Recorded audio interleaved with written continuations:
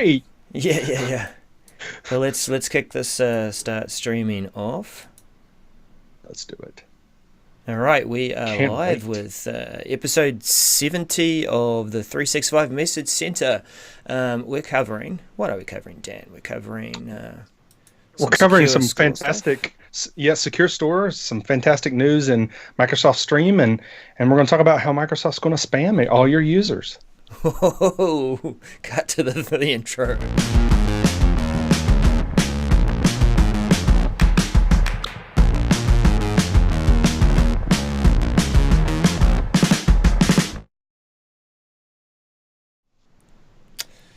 Good now, everyone, wherever in the world you are. Hope you're having a good right now. Dan, Hello.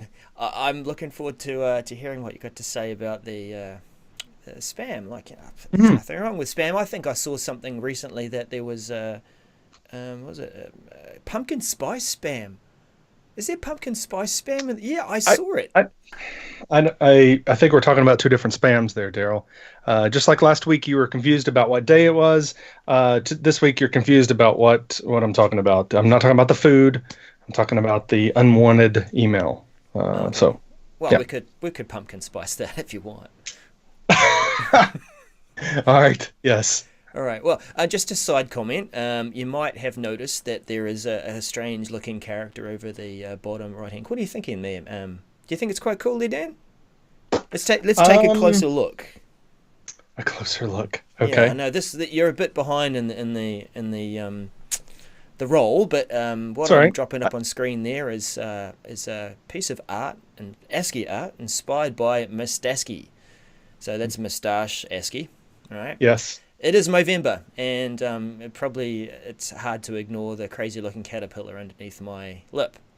But I have taken the step to actually do Movember properly this year because I saw that one of the things they've expanded the scope to is mental health and suicide in men, because their ultimate slogan is they want to stop, the rate of men dying so young. So yeah, I've got a page. I've also tried to form a team. Strangely enough, most of my friends, or a number of my friends, have got facial hair already. So, but I think you can get sponsors even for your existing facial hair. So Dan, if you're I was keen about to to join the say, team, do we not count? Wow. of Already course have you facial do. hair? All Yeah, right. hairy lives matter. No, wait. And non-hairy. It doesn't matter. Forget it. Okay. Let's just cut back to.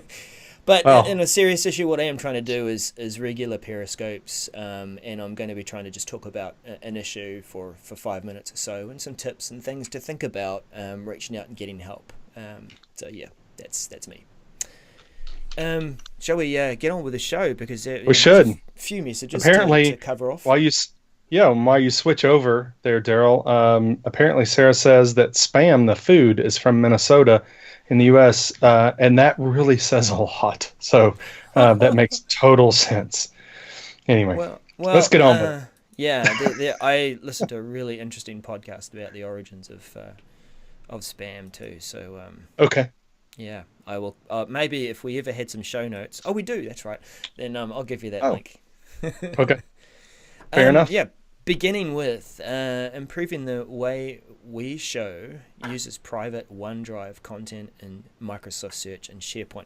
This harkens back to Delve, doesn't it? Feels like that whole Delve fear and hysteria. When Delve first came out, Yeah. it went, here you go, you might be interested in this. And people were getting a bit worried about that. But why is that, Dan? Well, and I still get it actually. It's the fear that all of my content is being seen by others, and so now even when I show, for instance, the SharePoint homepage and someone's tenant, and it shows not only all the site, shows all the sites they've been to. Like, wait a minute, everybody can see all the sites that I've gone to and then I favorite. No, no, no. And then show their profile and they're like, whoa, what are all these documents? Can everybody see that when they see my profile? So this is kind of that same. It's not that we're doing all these things that we want to keep private because we're fear of being in trouble or something. It's just you don't want everybody seeing all of everything you do. It's Big Brother or whatever. So Mm. I like this change. I like the way they're addressing this. First of all, they're doing it in two different ways. One is in the UI, they're going to denote that where content's coming from. So if it is coming from your personal OneDrive, I guess should say OneDrive. It's not your personal OneDrive. It's OneDrive for Business. Then it's going to denote that it's Mm. coming from, and that means it's yours, right? We're not showing that to everybody else. That's kind of what that means. Yep. And then the second is they're cleaning the programmatically access to showing search results. They're actually removing that content from search results if you've developed a solution using, CSOM and REST through the API, then they're not going to even show that content to you through that. Mm. Mm. Yeah. I think that it's still taking a while to get this concept through that what you see on the page is your personal view of search and search results. That security trimmed way of seeing what you see, it's up to you. It's what you're able to see. Yep. One thing about this, and I know you said that it's going to look different on the page. It's going to show these are your OneDrive results. These are all the other results. Hmm. They say too that that's going to help you to scan through and say, well, I'm actually looking for something in my OneDrive. I've just gone to Microsoft Search. And I just want to, search. I don't want to have to go to OneDrive and then search. So you go there and you can just quickly scan through what's from your OneDrive because you know it's there and you can ignore the rest. I wonder how useful it might be if you had a further delineation and if there was some way to signify this to show the results from your intranet. So it's again corporately public and that everyone can see it. Be really great to just have it, delineated and separated so you go, I'm just looking for intranet results, not team site results, not, project results. So you're wanting to kind of take this the next step of saying, okay, now that you can delineate content based upon its source, I want to customize that with my personal tags of saying, putting your intranet logo or something in the Mm. corner of a file or something or content and search results. Is that fair? Yeah, maybe, or What you're maybe saying? it's just a different section on the page. I mean, I'm not sure. Are these OneDrive results going to be delineated by a logo? Is that what it is, or is it just something separate on the page? Well, right now we only have what's in the message, to Mm. tell us what it's going to be. It is the change really is going to be. It says it's clearly labeled, whatever that means. Right. So I don't know if that's going to be. It's going to just say results from OneDrive. If it's going to be separate. If it's going to have a little, corner tag saying OneDrive. I really don't know. Mm. I Queries really that are don't. affected. Do you have to do anything about the change? This is actually feeling like a This proper extension of it the is. additional information. This is It good. is. This is actually, and I was going to mention this. It's because this is actually proper. I like this a lot. I Yeah. like the way they've um, noted got the kind of question and answer section. They've got, Yep. hey, if you've used the UI or the API, here's some change. I mean, this is a proper additional information post. I like it. Yeah. And, even if that additional information needs to refer to a blog post in the tech community or some support Mhm. article that's been created, or even a reference to an old something, I think that the landing page for additional information should look like this because it says summary, it says frequently asked questions, which is really easy to see and find and go through, and then Yeah. references underneath that. So, Yeah. yeah, really cool. Good job. I mean, and then this is in for the API, so this is really for that part. Hmm. But yes, I definitely like this write up. Yeah. All right. What have we got next? This one I found interesting because you don't have it in your tenant. Retiring Microsoft Teams for Windows 10s Preview app Hmm. in the Microsoft Store. Now Yep. let's talk a little bit about why I have it and you don't. Okay. The message goes into a bit of detail, and we've seen a few messages like this before. You are receiving this message because our reports indicate that one or more users in your organization are using Teams for Windows 10s Preview app. So this goes back to that telemetry, goes back to, yes, we can sense that these things are being used. You are using this feature, you are doing this and that. So we're going to give you some specific information. Now, interesting thing for me, and look, are you using 10s at all, Dan? I am not. No. As soon as I got a machine with 10s, it did not have 10s on it for very long. Right, right. Did remember 10s though, people? Like it was launched at the same time as the Surface laptop, and it was at an education event. And I understand or believe that the original purpose of it was to try and provide a nice, stable, easy to manage environment for schools, and that there was going to be a way of publishing apps and a number of apps in the store that are stable. You upgrade them very easily, and you're not going to look at. I think it was like helping with security as well, and all sorts of stability things. Now, they had a preview of the 10s app for Microsoft Teams, and I think the reason that it's turned up in my tenant is because I've had guests come in and collaborate that have been using it. I know that Lauren was experimenting with it for a bit. Al might have had it on his Surface Go for a little while. I don't know. But I think it also, you see, it may even trigger this kind of notification when it is a guest that's visiting. And specifically, look, Teams, it's all about guest access and collaborating as well. I don't see anything else triggering that off. And I think that's right. No, I think that's right. So it is, and it's one of we've seen several of these posts before where it's like, wait a minute, what? We've noticed you did this. I'm like, well, I didn't do it.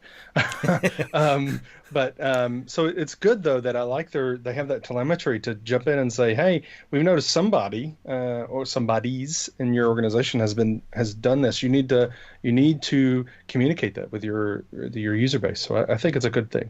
I really do. Now the real key thing too about it is it's not just that it's not going to be available in the store anymore, but if you do use the app, it's not going to work. Right. So that's big. Yeah, so get onto it if you are using the Teams app for 10s. What's the alternatives? That they have it available in the web browser. Yep. Does mean though that, how are you finding Edge when it comes to joining a meeting in Teams and being a full participant? Edge. What is that? Microsoft Edge. I know what you're talking about. Don't be so edgy, Dan. I only use Edge for certain use cases, and it's one of those that I use. I'm sorry, am I not supposed to admit that? No, it's fine. It's fine. And it still is not the full experience. If you want a full meeting experience, I feel like then the client is the way to go. That's the way I do it and the way I experience meetings. So if the best experience of Teams is the Teams app and the Teams app preview for Windows 10s is going away, does that mean that somehow there's a way of publishing the regular Teams app on a 10s desktop? Or do they feel that the Edge client or Edge experience is finally at the point that it's going to offer everything that the education sector might be using? Well, it doesn't necessarily mean they think it's ready, right? There have been situations where we have heard that certain tools are ready to take over certain workloads from other tools that maybe they're replacing. And we go, no, what about this, and this? Oh, no, never mind. Other than that, we're ready. So maybe this is one of those where, they're retiring this not because they think it's ready, but maybe it's because of other reasons. Maybe it's not even being used and they just don't want to maintain it anymore. Yeah. I don't know. Yeah, maybe. Telemetry is a good thing. And it gave me a specific message, so that's a good thing to celebrate. Mhm. We have a message center that is mine. Um, That's right. now, this one. Yes, Daryl. Yes, your users will now receive emails with product training and tips for services in their subscriptions. And my first reaction was, "Ooh, training! It's been offered to people. This is a good thing, isn't it?" What were your thoughts, Dan?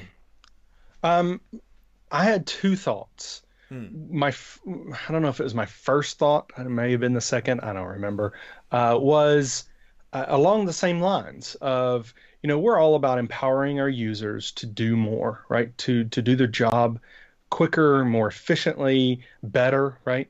And so communicating them the improvements to a service, how they give them tips and tricks, I think is a generally a concept that is a good one.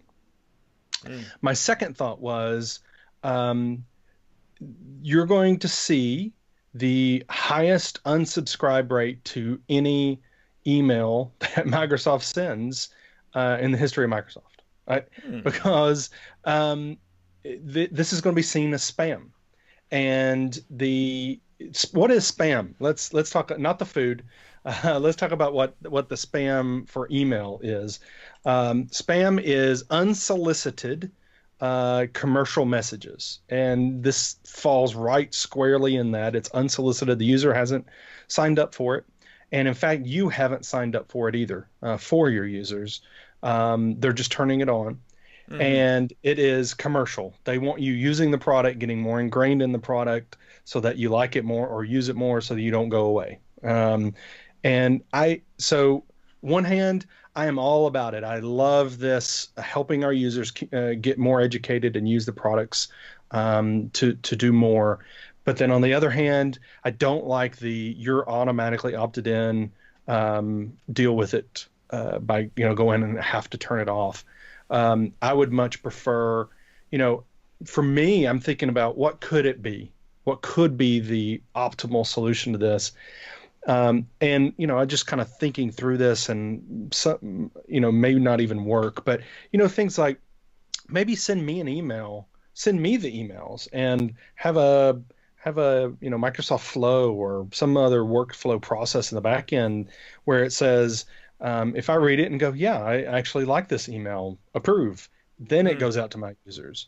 Or help me to, I'm guessing that these emails are going to have sections, in them to say, did you know you could do this? And it can improve your blah, blah, blah. And it gives you a link to go learn more or something.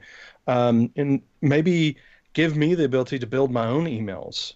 Give Hmm. me a bunch of sections of all that and say, drag it over here, drag it over there. Okay, now send this email. Anyway, that was down a rabbit hole.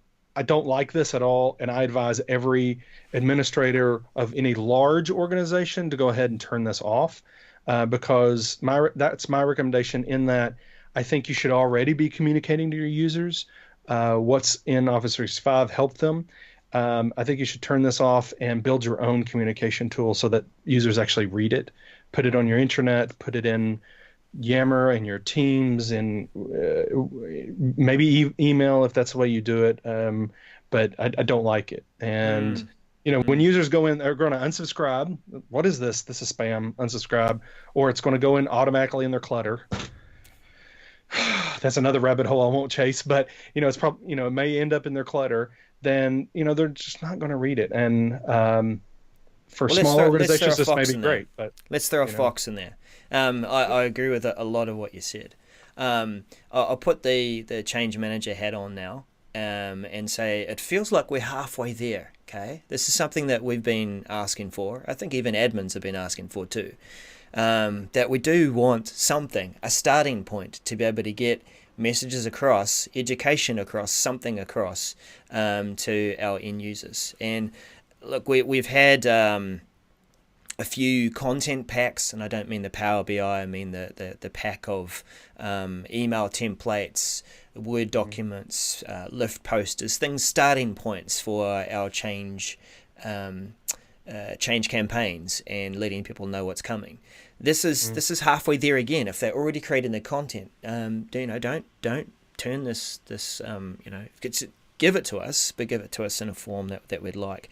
I also see the challenge of it is we need to get to communicate to the people in the place that they are.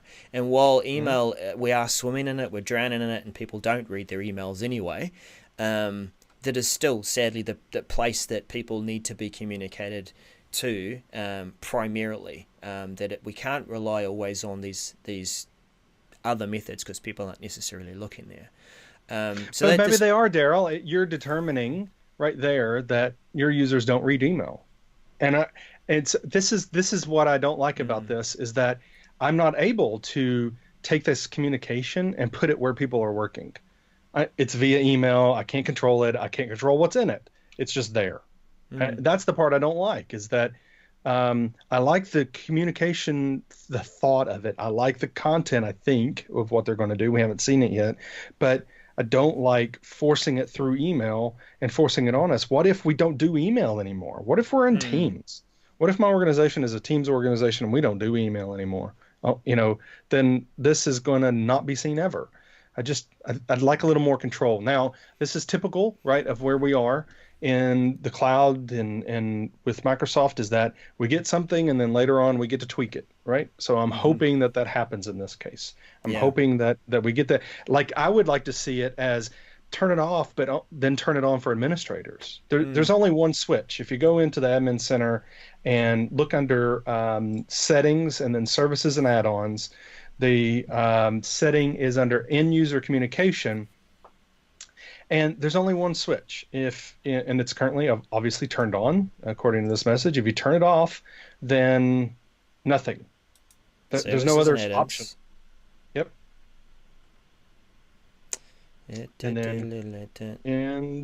And right there at the very bottom, right there. User communication. Communications. Yep. And so that'll load, and again, it's just one on and off. It would be great if it had, you turn it off, and it has another one under it that says Office 365 admins, or maybe even the different admin roles, different products. Maybe my SharePoint administrators need this, but my teams don't. Or I don't know. Yeah. Just a little more control as to, because I'm going to turn this off. If it's a very large organization, I want to turn this off because I want to communicate my users where they are. What if we haven't rolled out a certain tool?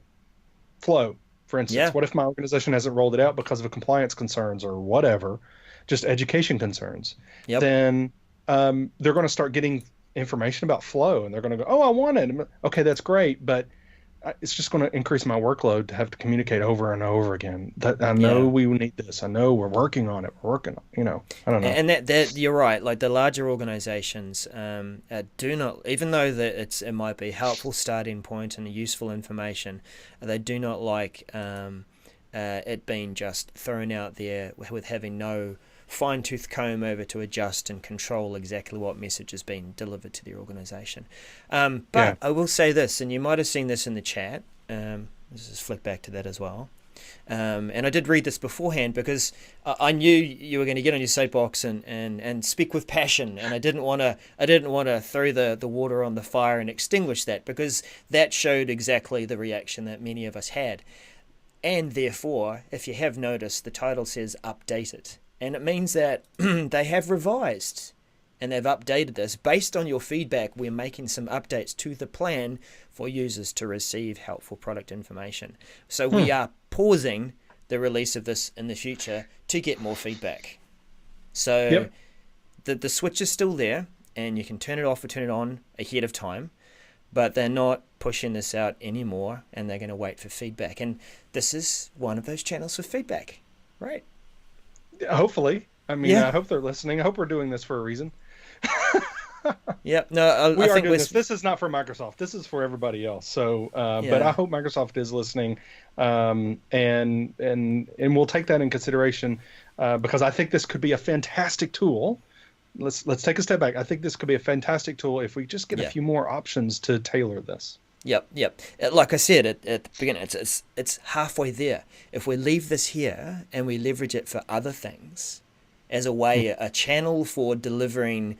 customizable information, a starting point, some templates, then you've got us on the right track. In fact, create us a change management center. We've got a SharePoint admin console. We've got a Skype and a Mm. Teams one. Let's have a change management one here and as a role as well. That'd be pretty cool. Yeah. Ooh. Anyway, let's keep moving on because there are a couple more other good things to Yes. talk about. Are you happy Yes. about this one? Microsoft Stream intelligence Yes. capabilities is available in additional Office 365 plans. Which Yes. plans are those? Pretty much all of them. Yeah, like let's just get E1, E3, first line, Yes. education A1, A3. Yeah, it is pretty much everything except Well, right. GCC High, Black Forest, I mean, Sovereign. let's put an asterisk on our for everyone, right? It's not everyone, but this is the response to what we've been saying ever since this functionality was announced. We're like, oh, this is great. Oh wait, what Mm, license is this going to pertain to? And it was Stream to E5, or I don't even know if it was. I guess it was including E5, wasn't it? But it was like, oh, never mind then. This is yep, fantastic, but I don't get it, yep, and yep. 90% of people don't. So this is fantastic news for us. Being able to get now the speaker timeline so that you can see where where people are in Yep, the old facial the timeline thing. that's right. Speech to text and closed captioning's awesome. That is bringing accessibility to all your videos. That I think this is fantastic to bring it all to all those SKUs. Mm. Transcript search. So the speech to text, that's great, but then being able to search it, fantastic. So this is for all new videos, right, Daryl? Mm. Those functionality comes, but then they're going to go back and enable the speech to text and closed captionings on all your old ones as Oh, well. they are? Wow, that's going to be Yes, some significant processing, but that's great. yes, And I think like this is the I, revolutionary thing is that it makes it so we don't have to watch the video end to end. We don't, right. we can just search and that should be available for everyone. I don't know. And you talked about the processing power. Maybe. Let's think Mm. about just take 30 seconds and think about how they implemented this. Could it be that it was already there? They were just blocking it if you didn't have uh, the right license. Mm. Could Maybe. it have been that when you did a video, it already did this stuff? They just hid it from you. So Mm. turning it on is maybe some switches and not actually going back and processing all those videos. I don't know. I haven't worked with it to upload videos under one license and then switch the license and see what happens. But I'm Mm. just wondering if that's what happened or if maybe they just been doing that on the background leading up to this. I don't really don't know. But this is fantastic news. Yeah. So Yeah, I think that there's there'll always be room for improvement, especially for sure. those of us who it doesn't understand us very well and has a very entertaining time at transcribing things. But we hear too that the transcription engine in the background is going to be changed too. That there is the more accurate one that has been used to transcribe PowerPoint and give you those closed captions across in live and in real time far more Hmm. accurate. It understands Yeah. me. It understands my version of English and Australians' English as well. I Yeah. know sometimes confused, but very very different. Uh, but Yep. that's changing up too. And now look, the other thing that could be smart for Microsoft here is for those of us who go back and correct some of the transcription.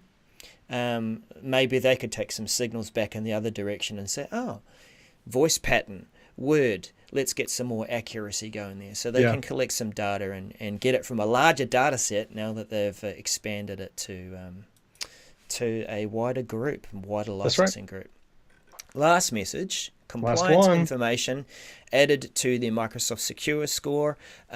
You and I were saying that that we're not.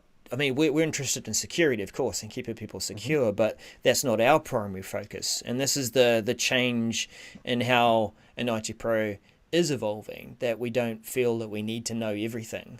So Right. I wouldn't really be able to comment on this too intelligently, we needed to probably grab a Jethro Seegers or Alistair Pugin. Maybe not Alistair. Let's just stick with Jethro. Yeah, no, yeah. Sorry, Al. But that would have been good. Like summing this up, they are adding some more signals into the secure score, so that you can rate yourself based on how compliant you are. And they're looking at compliance control information. This is another one that has good additional information. If we click that open here, we're getting close to time, Darrell. we are very close to time. And This one, you're right. This one is a good additional information because it gives you, it shows you exactly what they're going to do with the, when you're looking at a compliance item, then looking at the secure score action. There's going to be a compliance controls section that shows you what does this line up for. So if you're going through and saying, "Oh, I don't need that," but then you look at compliance controls like, "Oh, wait, I do." You are breaching ISO 27001.2014. Yeah, so right. you and probably want to do that. Right. That's, you have your list of things that you're compliant on. You say you are, and then you look at that and go, "I don't want to do that." Oh, wait, maybe I do. So wait, it's right in the GDPR control 6.6.5. I probably should cover that one off. That's right. Yeah. No, that's cool. And do dig into that and see why it's important. Yeah, good. Look, we are over time. Just want to flick over here and say a last hurrah to the people who joined us in the chat. That was awesome. Thanks for coming in and speaking passionately about different messages there. It was great to have you. I can't scroll back on all of them, but we've got Dean Gross, Phil Worrell, Jeff. I think I saw Joanne and Sarah was in there too, wasn't she? Yes. Yeah, Stephen Collier. Wow, we've got a good collection there of our friends and family. So that was the 365 Message Center for the week. And do join us. And just as a last thing again, if you are keen on joining me in Movember and growing something and joining the team, then hit me up for those details there. And most importantly, get people talking about their mental health and about stress and about dealing with things. Main thing is that we talk about it. So thanks again. We'll catch you again next week. Bye for now.